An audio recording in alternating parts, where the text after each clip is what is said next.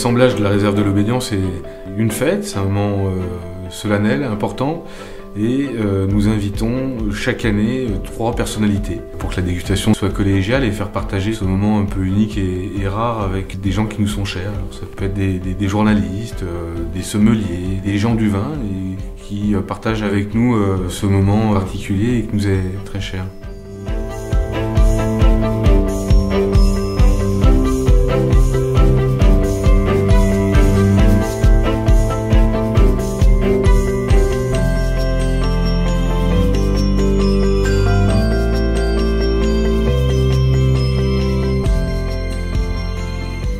La Roche est propriétaire d'environ 4,5 hectares sur les Blanchots, un terroir particulier, le plus oriental sur la colline des Grands Crus, avec une exposition est-sud-est. Et ce terroir est assez particulier puisque nous exploitons 6 parcelles différentes avec des caractéristiques également différentes en termes peut-être un petit peu au niveau des sols, mais aussi au niveau du végétal, de l'âge de la vigne, de l'exposition, des vents dominants.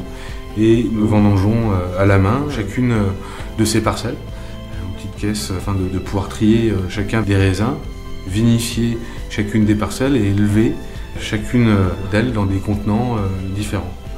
Donc ça nous fait un nombre de lots à la fin relativement important, puisque chacune des parcelles va être à la fois en barrique et à la fois en cuve.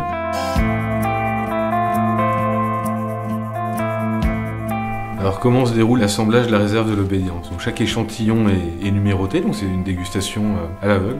L'idée est de sélectionner les échantillons le plus représentatifs du terroir, les plus purs, les plus cristallins.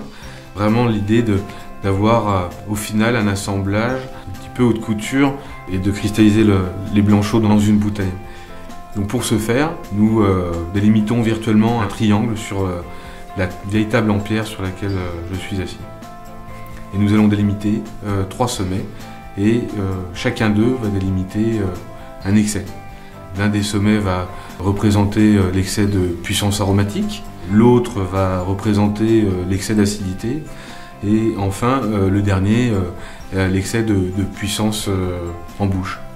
Et donc tout au long de la dégustation, les échantillons vont être placés de façon géométrique précise par rapport aux caractéristiques et par rapport à cette dégustation. Au final, la réserve de l'Obédience sera donc créée à partir des échantillons sélectionnés, choisis et situés au centre de ce triangle.